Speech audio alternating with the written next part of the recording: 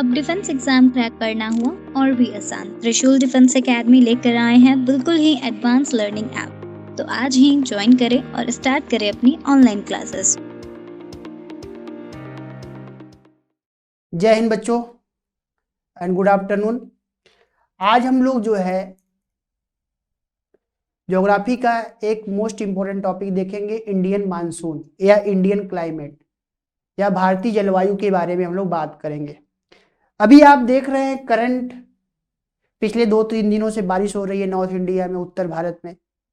तो उत्तर भारत में ठंडी के मौसम में या विंटर सीजन में जो बारिश होता है किसके कारण होता है? जून जुलाई अगस्त में जो बारिश होता है कौन से मानसून के कारण होता है? और साउथ इंडिया में तमिलनाडु के कोस्ट पर जो वर्षा होती है ठंडी के मौसम में या विंटर सीजन में, वो किसके कारण होता है? ये सारी बातें हम लोग डिस्कस करेंगे, ठीक है। तो भारतीय मानसून या इंडियन क्लाइमेट के टॉपिक के अंतर्गत हम लोग बात करेंगे, ठीक है। सबसे पहले अगर आप आएंगे क्लाइमेट, इंडियन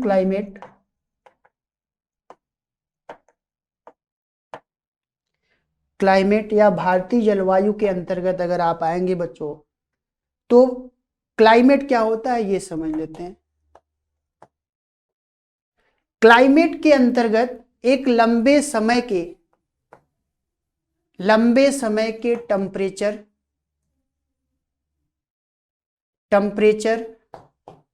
प्रेशर, ह्यूमिडिटी,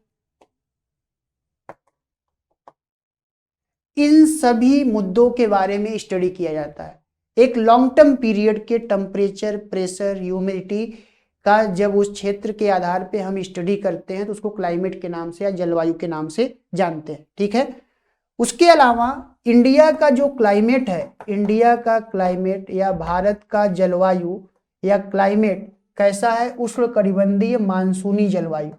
उष्णकटिबंधीय मानसूनी जलवायु को हम लोग बोलते हैं ट्रॉपिकल मानसून क्लाइमेट।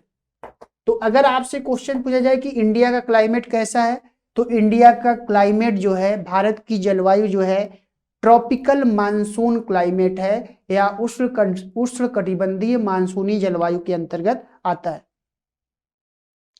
ठीक है। उसके अलावा अगर आप मौसम या सीजन के बारे में अगर आप आएंगे या वेदर के बारे में, तो वेदर के अंतर्गत अगर आप आएंगे तो किसी स्थान विशेष पर शॉर्ट टर्म टाइम के एक दिन या एक सप्ताह वायुमंडल की स्थिति को वहां का मौसम कहते हैं। तो एटमॉस्फेयर का क्या सिचुएशन है एक दिन के या एक वीक के, उस विशेषताओं का जब हम अध्ययन करते हैं तो उसको वेदर या मौसम के अंतर्गत देखते हैं।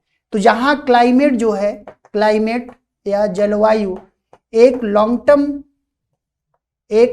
टर्म पीरियड के मौसम का स्टडी किया जाता है, तो वही जो है वेदर या सीजन के अंतर्गत जो है शॉर्ट टाइम पीरियड के टेम्परेचर, प्रेशर का स्टडी करते हैं, ठीक है। चलिए नेक्स्ट चलते हैं। नेक्स्ट पॉइंट अगर आप आएंगे तो भारत में मौसम संबंधी सेवा 1875 ईस्वी में आरंभ की गई थी, या इंडिया में क्लाइमेट या मौसम से संबंधित सर्विसेज 1875 में स्टार्ट की गई। नेक्स्ट पॉइंट, प्रारंभ में मौसम विभाग का मुख्यालय कलकत्ता में था। इनिशियली वेदर डिपार्टमेंट का हेडक्वार्टर जो है कलकत्ता में था, जिसे पहले शिमला, फिर पुणे और अंततः नई दिल्ली में लाया गया। तो पहले मौसम डिपार्टमेंट या सीजन या वेदर डिपार्टमेंट का हेडक्वार्टर कलकत्ता में था, उसके पहले शिमला, फिर पुणे और अंततः नई दिल्ली में जो है इसके हेडक्वार्टर को बनाया गया। अब भारत के मौसम संबंधी मानचित्र या एटलस को नई दिल्ली से जो है प्रकाशित किया जाता है, नई दिल्ली से प्रकाशित किया जाता है, ठीक है। नेक्स्ट चलते हैं। इंडियन क्लाइमेट को प्रभावित करने वाले कारक कौन कौन से? इंडियन क्लाइमेट या भारतीय जलवायु को कंट्रोल करने वाले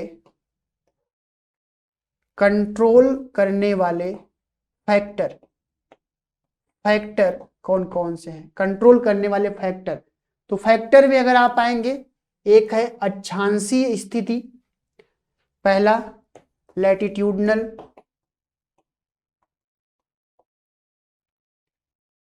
दूसरा उच्चावच रिलीफ, तीसरा मानसूनी पवने या मानसून विंड, एंड चौथा डिस्टेंस फ्रॉम सी। ठीक है, समुद्र से दूरी। तो इस प्रकार इंडियन क्लाइमेट को कंट्रोल करने वाले जो फैक्टर हैं, एक तो लैटिट्यूडनल फैक्टर अक्षांशीय कारक, दूसरा रिलीफ या उच्चावच कारक, तीसरा मानसून विंड या मानसूनी हवाएं, और चौथा समुद्र से दूरी। ये सभी फैक्टर्स जो है इंडियन क्लाइमेट को जो है कंट्रोल करते हैं या नियंत्रित करते हैं। नेक्स्ट पॉइंट, दक्षिण भारत या साउथ इंडिया के भूमध्य रेखा से अधिक निकट होने के कारण यहाँ वर्ष भर गर्म जलवायु पाई जाती है। तो देखिए, साउथ इंडिया में अगर आप आएंगे, साउथ इंडिया या दक्षिण भारत का तापमान पूरे वर्ष जो है, टेम्परेचर पूरे वर्ष हाई रहता है। इसका कारण क्या है कि वह जो है इक्वेटर के समीप है, इक्वेटर के नियर है या विषुवत रेखा के समीप स्थित है। इसके कारण जो है साउथ इंडिया या दक्षिण भारत का जो क्लाइमेट है वो वार्म रहता है या गर्म रहता है, या टेम्परेचर वहां का हाई होता है। इसके तुलना में उत्तरी भारत या नॉर्थ इंडिया जो कर्क रेखा के उत्तर में स्थित होने के कारण, या ट्रॉपिक ऑफ कैंसर के नॉर्थ में स्थित होने के कारण समर सीजन ठंडा और ग्रीष्म ऋतु जो है गर्म रहता है। तो इस प्रकार अगर आप आएंगे तो जो विंटर सीजन होता है, विंटर में यहाँ पे आपको ठंडा मौसम मिलेगा या कूल, और उसके अलावा समर में अगर आप आएंगे तो समर में जो है यहाँ पे टेम्परेचर क्या होता है, हाई होता है, जिसके कारण यहाँ पर मौसम गर्म होता है। तो एक तो ट्रॉपिक ऑफ कैंसर ये जो है भारत के बीचों बीच से पास करता है, और नॉर्थ इंडिया का ज़्यादातर पार्ट जो है यह इसके नॉर्थ में होता है। तो विंटर सीजन में यहाँ का मौसम कूल या ठंडा होता है, और जबकि समर सीजन में जो है यहाँ का मौसम गर्म होता है, टेम्परेचर ज़्यादा होता है। ठीक है, नेक्स्ट चलते हैं।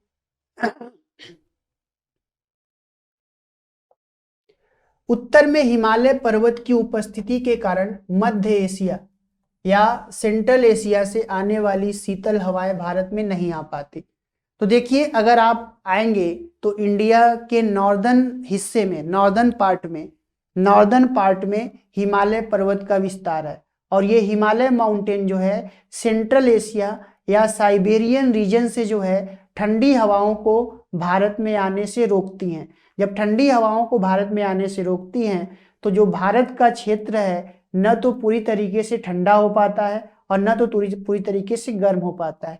तो ये एक प्रकार का हिमालय का इम्पोर्टेंस है कि हिमालय जहां गर्मी के मौसम में मानसून को इंडिया से बाहर चाइना या मंगोलिया जैसे देशों में नहीं जाने देता, वो इंडिया में मोड़ देता है, जिसके कारण इंडिया के क्षेत्र में बारिश होता है। तो वहीं जो है साइबेरिया और सेंट्रल एशिया की ठंडी हवाएं जो है इंडिया में आने से रोक देता है, जिससे इंडिया का क्षेत्र जो है पूरी तरीके से ठंडा नहीं होता या बर्फ से ढका क्षेत्र नहीं होता। आप कल्पना करें, इमेजिन करें कि अगर नॉर्थ में जो है हिमालय पर्वत नहीं होता तो साइबेरियाई ठंडी हवाएं भारत में आती और भारत का मैक्सिमम क्षेत्र जो है बर्फ से ढका हुआ क्षेत्र रहता, और गर्मी के मौसम में या मानसूनी हवाएं जो है वो हिमालय नहीं होता तो वो क्रॉस करके जो है चाइना और मंगोलिया की ओर जाती है और उस क्षेत्र में बारिश करती। ठीक है, नेक्स्ट पॉइंट, एवरी 165 मीटर की ऊंचाई पर तापमान 1 डिग्री सेंटीग्रेड कम हो जाता है। यही कारण है कि एक ही अक्षांश में स्थित होने पर पर्वतीय और मैदानी भागों के तापमान में अंतर होता है। कहने का मतलब कि जैसे अगर कोई दो रीजन जैसे मान लीजिए कि अमृतसर और शिमला, ठीक है, अमृतसर एंड शिमला। तो अमृतसर शिमला दोनों एक ही लैटिट्यूड पर है, एक ही अक्षांश पर है, लेकिन शिमला का क्लाइमेट देखेंगे ठंडा क्लाइमेट है, जबकि अमृतसर में ऐसा नहीं है। इसके पीछे का कारण ये है कि जो शिमला है हिमाचल प्रदेश का राजधानी, वह जो है अधिक ऊंचाई क्षेत्र में है, हाई एल्टीट्यूड रीजन पे है, जिसके कारण हाइट बढ़ने के साथ साथ टेम्परेचर में कमी आता है 1 डिग्री सेंटीग्रेड के रेट से, जिसको नॉर्मल लैप्स रेट भी बोलते हैं। तो इस प्रकार हाई एल्टीट्यूड पर शिमला होने के कारण वहाँ का टेम्परेचर जो है जनरली कम होता है अमृतसर के तुलना में। तो इस प्रकार एक ही लैटिट्यूड पर दो रीजन के स्थित होने के कारण भी वहाँ का टेम्परेचर जो है उस क्षेत्र का हाइट या ऊंचाई जो है क्या करता है, निर्भर करता है। नेक्स्ट पॉइंट, हिमालय मानसूनी पवनों को रोककर वर्षा करता है, जिससे जलवायु में परिवर्तन होता है। ये बात हमने अभी आपको बता दी। नेक्स्ट, ग्रीष्मकाल या समर में मानसूनी पवनों का रुख जो है साउथ वेस्ट से उत्तर पूर्व की ओर होता है, ठीक है, तथा शीतकाल में उत्तर पूर्व से दक्षिण पश्चिम की ओर रहता है। तो देखिए समझ लीजिए, समर के मौसम में, समर या गर्मी के मौसम में direction of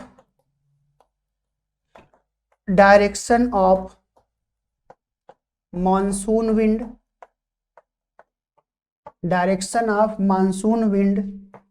south west to north east होता है। जबकि विंटर के सीजन में आप देखेंगे इनका जो डायरेक्शन होता है, डायरेक्शन या दिशा, वो north east to south west होता है, ठीक है। और इसी को ही हम लोग बोलते हैं रिट्रीटिंग ऑफ मानसून। इस विंटर के मौसम को हम लोग क्या बोलते हैं, इस मौसम को या इन हवाओं को बोलते हैं रिट्रीटिंग ऑफ मानसून या लौटता हुआ मानसून। और यही लौटता हुआ मानसून जो है ठंडी के मौसम में या विंटर के सीजन में ये तमिलनाडु के कोस्ट पर वर्षा करता है, बे ऑफ बंगाल से वाटर वेपर लेकर, ठीक है। तो इस प्रकार यह जो है समर के मौसम में इसका direction south west to north east and winter के सीजन में इसका direction north east to south west होता है। नेक्स्ट अगर आप आएंगे, जो क्षेत्र समुद्र के निकट होते हैं या सी से उनकी दूरी कम होती है, वहां सम जलवायु होता है, वहां का क्लाइमेट जो है इक्वल क्लाइमेट होता है, मतलब कि वहां के क्लाइमेट में बहुत ज्यादा डिफरेंस या अंतर आपको नहीं मिलेगा।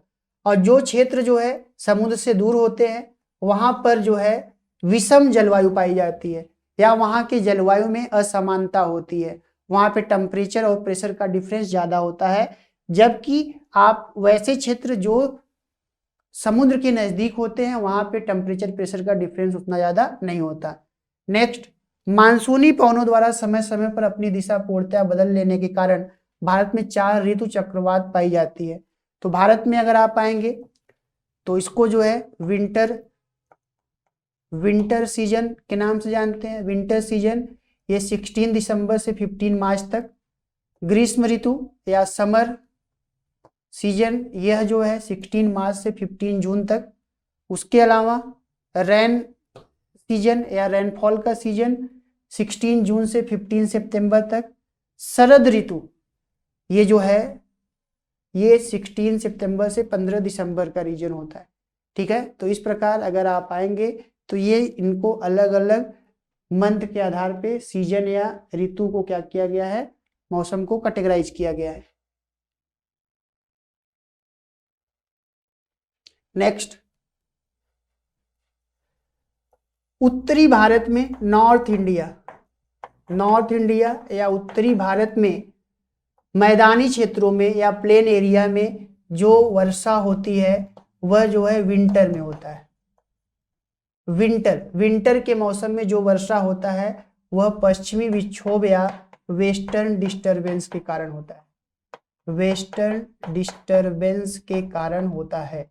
तो अभी जो हमारे यहाँ नॉर्थ इंडिया में वर्षा हो रही है, अभी देखिए आज भी मौसम वर्षा वाला बना हुआ है, बादल घेरा हुआ है। आज से 2 दिन पहले बारिश हुई है।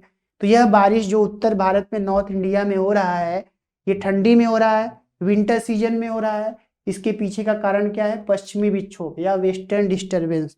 तो वेस्टर्न डिस्टरबेंस के कारण विंटर सीजन में ठंडी के मौसम में जो वर्षा होती है वह जो है वेस्टर्न डिस्टरबेंस के कारण होता है।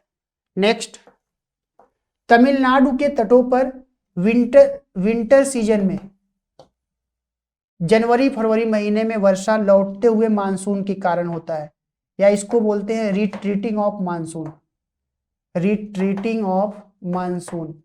तो रिट्रीटिंग ऑफ मानसून या लौटते हुए मानसून के कारण जो है तमिलनाडु के तटों पर विंटर के सीजन में वर्षा होती है। Next, north east monsoon. North east monsoon या उत्तर पूर्वी मानसून को लौटता हुआ मानसून भी कहा जाता है। तो लौटते हुए मानसून को या तो रिट्रीटिंग ऑफ मानसून बोलिए या इसी को नॉर्थ ईस्ट मानसून भी बोला जाता है। और इस रिट्रीटिंग ऑफ मानसून या लौटते हुए मानसून या नॉर्थ ईस्ट मानसून के कारण विंटर के सीजन में तमिलनाडु के कोस्ट पर वर्षा होती है। नेक्स्ट, असम एवं वेस्ट बंगाल राज्यों में समर सीजन में या ग्रीष्म ऋतु में तीव्र आर्द्र हवाएं चलने लगती हैं जिससे गरज के साथ वर्षा होती है। तो इस प्रकार असम के क्षेत्र में, वेस्ट बंगाल राज्यों में समर सीजन में जो है तेजी से हवाएं चलकर वर्षा होती है। और ये जो वर्षा होती है यह वर्षा साउथ वेस्ट मानसून के कारण होता है, दक्षिण पश्चिमी मानसून के कारण। नेक्स्ट चलते हैं, तीव्र आर्द्र हवाओं को बंगाल में काल वैसाखी, पूर्वी भारत में नॉर्वेस्टर कहा जाता है। ये जो तीव्र या जो ये तेजी से ह्यूमिड वाली हवाएं या एयर चलती हैं उनको बंगाल में काल वैसाखी के नाम से जानते हैं, जबकि ईस्ट इंडिया में इसको नॉर्वेस्ट के नाम से जानते हैं, नॉर्वेस्टर कहा जाता है। उसके अलावा कर्नाटक एंड दक्षिणी भारत में तीव्र आर्द्र हवाओं को चेरी ब्लॉसम रेनफॉल कहा जाता है। तो कर्नाटक और साउथ इंडिया के क्षेत्र में ये जो तीव्र हवाओं के साथ वर्षा होती है इसको चेरी ब्लॉसम रेनफॉल के नाम से जाना जाता है। नेक्स्ट, कॉफी के एग्रीकल्चर के लिए यह लाभदायक होने के कारण इसे काफी वर्षा भी कहते हैं। तो कॉफी कल्टीवेशन के लिए यह बहुत ही लाभदायक होता है, इसलिए जो है इसको कॉफी वर्षा के नाम से भी जानते हैं। नेक्स्ट, केरल में आम की फसल के लिए लाभदायक होने के कारण तीव्र आर्द्र हवाओं को दक्षिण भारत या केरल में आम्र वर्षा या मैंगो शॉवर के नाम से जानते हैं। तो केरल में आम की फसलों के लिए ये जो है बहुत प्रॉफिटेबल होता है या एडवांटेजियस होता है, जिसके कारण इस ह्यूमिड एयर को साउथ इंडिया या केरल में मैंगो शॉवर कहते हैं। इस वर्षा के कारण जो आम होते हैं वो पक के तैयार होने लगते हैं, ठीक है, इसको मैंगो शॉवर के नाम से भी जानते हैं। नेक्स्ट, ग्रीष्म ऋतु या समर सीजन में नॉर्थ वेस्ट इंडिया या उत्तर पश्चिमी भारत के शुष्क भागों में चलने वाली गर्म एवं शुष्क हवाओं को लू कहा जाता है, ठीक है। तो समर के मौसम में नॉर्थ वेस्ट इंडिया में जो हवाएं चलती हैं गर्म हवाएं उनको लू बोला जाता है। लू एक प्रकार का लोकल विंड के अंतर्गत शामिल किया जाता है। लू एक प्रकार का क्या है? लोकल विंड है या स्थानीय पवने हैं। नेक्स्ट, भारत की प्रायद्वीप आकृति के कारण दक्षिण पश्चिम का मानसून 2 शाखाओं में विभाजित हो जाता है, एक अरब सागर शाखा तथा दूसरा बंगाल की खाड़ी शाखा। तो देखिए, अगर आप मानसून के बारे में अगर आप आएंगे तो देखिए इधर अरब सी है और इधर बे ऑफ बंगाल। तो इसके सदर्न पार्ट से मानसून जो है 2 भागों में बढ़ जाता है, एक मानसून जो बढ़ जाता है बे ऑफ बंगाल ब्रांच बोलते हैं, और दूसरा जो बढ़ता है या डिवाइड होता है उसको अरेबियन सी ब्रांच के नाम से हम लोग जानते हैं। ठीक है। अरब सागर का मानसून सबसे पहले जून के प्रथम सप्ताह में भारत के केरल राज्य में आता है। तो अरब सागर ब्रांच की ओर जो मानसून बढ़ता है उस मानसून के कारण जून के फर्स्ट वीक में भारत के केरल राज्य या केरल स्टेट में वर्षा होती है। केरल राज्य में यह मानसून वेस्टर्न घाट पर्वत से टकराकर केरल के तटों पर वर्षा करती है। इसे मानसून प्रस्फोट या मानसून बर्स्ट कहा जाता है। तो मानसून बर्स्ट का मतलब क्या है? जब अरब ब्रांच की मानसूनी हवाएं या मानसूनी विंड जो है वेस्टर्न घाट माउंटेन से टकराकर केरल के कोस्ट पर वर्षा करती है तो इसको मानसून प्रस्फोट या मानसून बर्स्ट या मानसून की शुरुआत कहा जाता है। ठीक है। केरल से होता हुआ यह मानसून 10 जून तक 10 जून तक मुंबई होते हुए 15 जुलाई तक संपूर्ण भारतीय उपमहाद्वीप को प्रभावित करता है। ठीक है। नेक्स्ट, बंगाल की खाड़ी से आने वाली हवाएं जिसको हम लोग दक्षिण पश्चिम मानसून शाखा या साउथ वेस्ट मानसून के नाम से जानते हैं, यह गारो खासी एवं जैंतिया पहाड़ियों पर अधिक वर्षा करती है। तो गारो खासी जैंतिया रीजन में जो है ये मोर देन 200 सेंटीमीटर रेनफॉल करता है, 200 सेंटीमीटर से अधिक वर्षा करती है। ठीक है।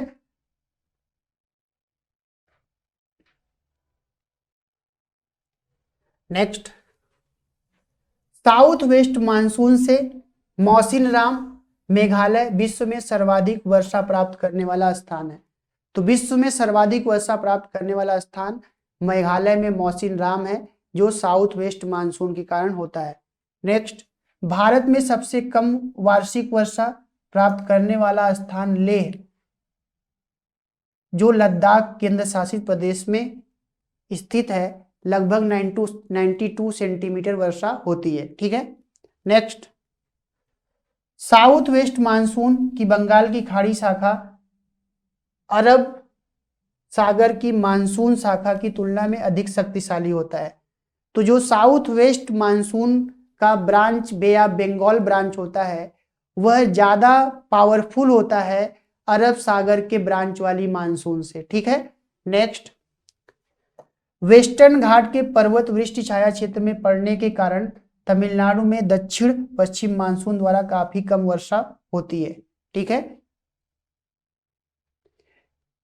वृष्टि छाया क्षेत्र या इसको शैडो जोन इसलिए बोला जाता है क्योंकि वहां पे लेस देन 50 सेंटीमीटर वर्षा या रेनफॉल होता है।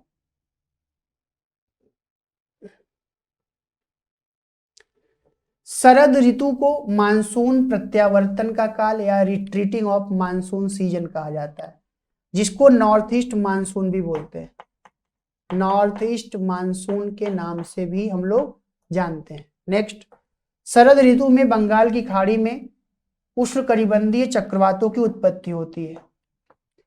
नेक्स्ट, उष्णकटिबंधीय चक्रवातों से पूर्वी तटीय क्षेत्रों में ईस्टर्न कोस्टल रीजन में आंध्र प्रदेश, तमिलनाडु, उड़ीसा, वेस्ट बंगाल एवं पुडुचेरी तथा पश्चिमी तटीय क्षेत्र में गुजरात में अधिक क्षति पहुंचती है।